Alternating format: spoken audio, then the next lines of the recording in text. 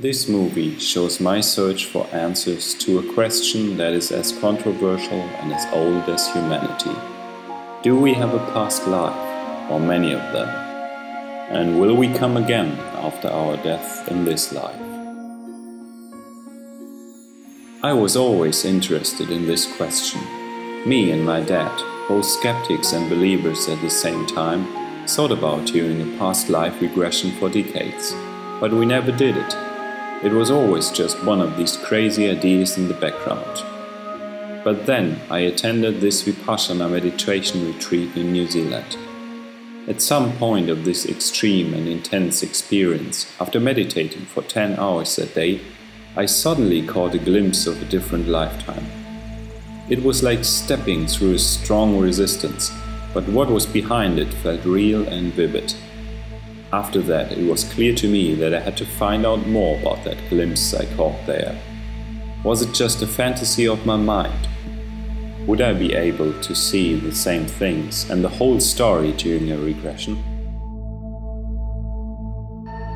From that on, my journey was focused on finding the right experts to help me with these questions. Not until my arrival in Australia, I was fortunate to find Australia's leading expert for past life regression therapy, Toni Reilly. For understanding the concept and technique of regressing people into their past lives, she invited me to one of her training seminars. Attended by psychologists, hypnotherapists and traditional healers, professionals learn in her trainings to incorporate past life regression into their practice. They'll look down at their feet, usually they'll say, I'm female and I'm wearing a raggy dress, and you'll say, and how old are you? And I might say, I'm 15. Usually people know how old they are straight away. I'm 15, or maybe they'll say I'm about 15 or 16. And then you can say, and what's surrounding you? You might say, I'm in a village, or there's a field, you can see fields, and then ask them how they feel. So if they say that they're in a field, which often they are, or they're out rural somewhere, then I want to know if they're feeling peaceful, if they're anxious because at this point we're not going to know why, but we want to know if they're feeling anxious, if they're waiting for somebody. So any feelings that they might have associated with that scene that they've landed in. Very often the scene that they land in is the cause or the core scene that actually we want to get back to. Very often they land in the scene of the core issue.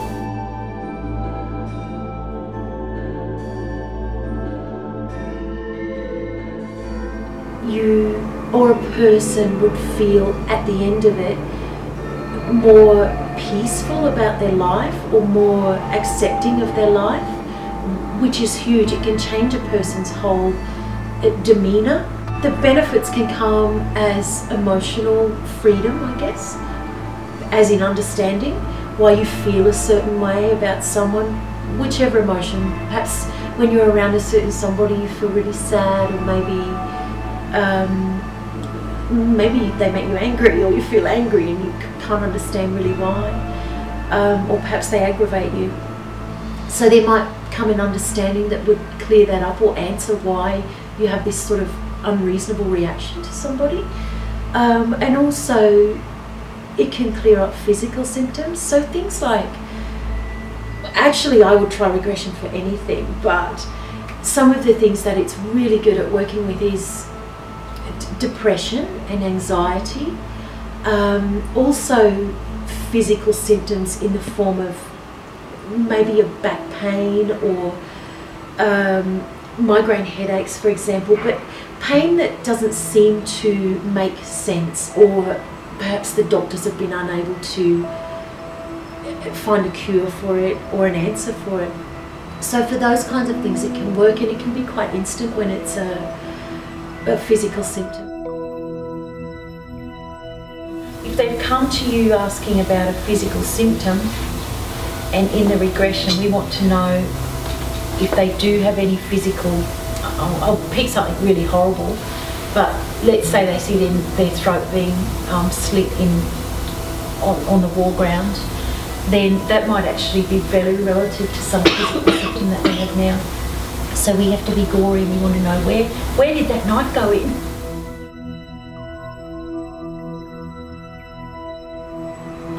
A few people have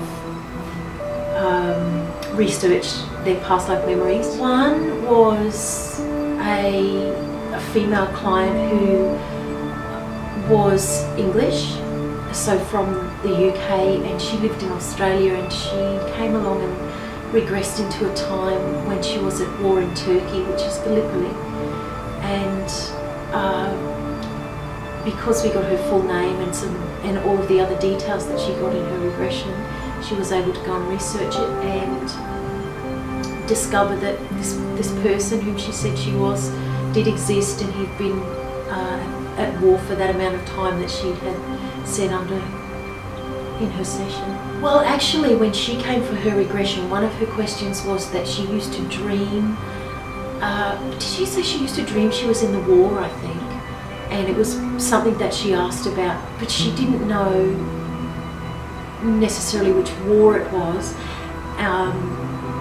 But yeah, that's where she went, to Gallipoli. So she was an Australian soldier, and she said it made sense because she said she's always felt an affinity with Australia, and hence that she does live here now.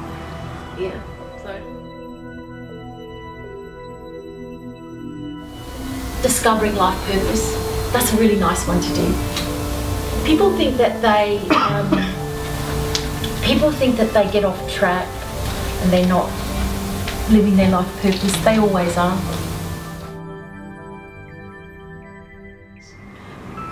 Well, my understanding is that time is a human concept.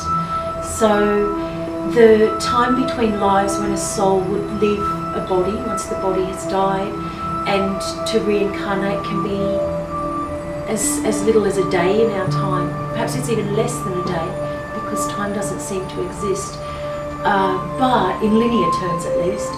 But that's a hard one to say, but I think the cases that are coming out more and more now where little kids are saying that they were this person or that person, there seems to be only a short period of time between incarnations.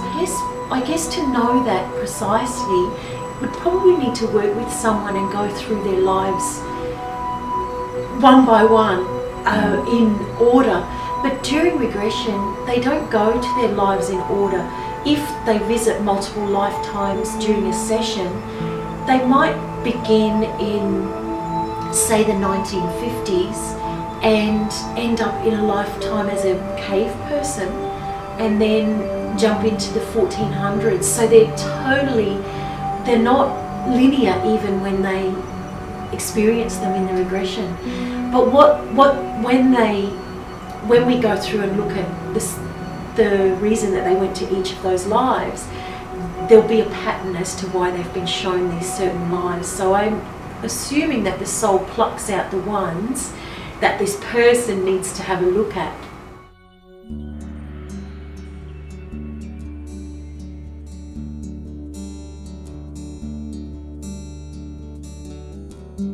I don't think I've had anybody that is really well known. Sometimes have people who are wealthy, and it would seem to have influence within politics in Roman times, for example. But I can't say I've ever really had someone go back to be someone very famous. To be honest, I would question it. But of course, some soul had to be those people. So I guess in the same ratio as people are high profile now, would be have always been the same. So it's possible. But yeah, I think people make fun of that actually. I always see on the internet comments about how come everyone's famous. They're not. They're not. For me, it's very, very rare to even hear of anything particularly special.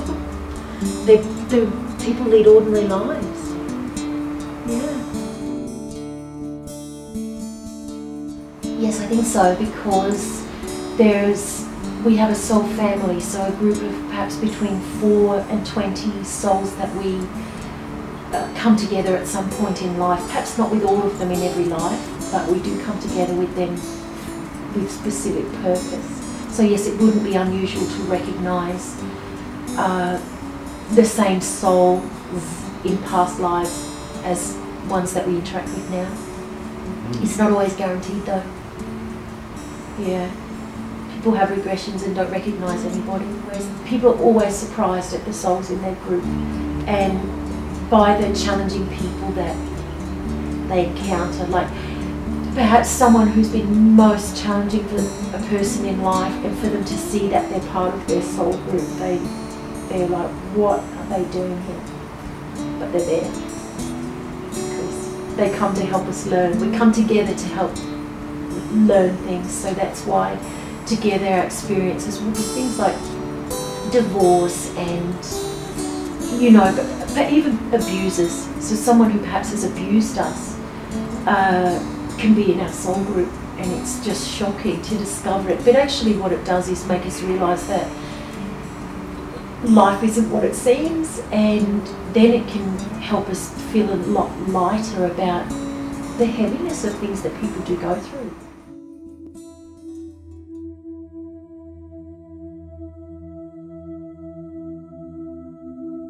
Then it was about time for me that Toni guided me into a past life regression. Even though I had learned much about it during the training and had witnessed sessions by myself, I still couldn't imagine how it would be. Tell me about this. It's like old house. Yes.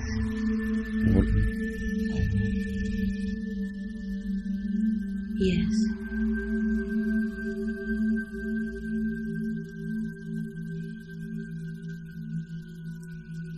Tell me who you lived there with. Okay. Whew. There was a really interesting thing to do. I couldn't get so much longer, clear images, but there were a lot of images that popped into my mind, and a lot of emotions came up. Yeah, maybe the most surprising thing is that it's like I always some kind of knew it would be, or it's kind of surprising, and on the other side then you think, well, it's your mind just made it up. But well, I'm gonna find out. I just got a few hints, but I'm gonna follow them, and then I see and get some proof. But it felt really real, the images I could get. I found out that being regressed is something you can train yourself in. It is all about trusting your intuition and inner guidance. We are so educated to only believe the rational part of our mind that we easily blind out all the rest.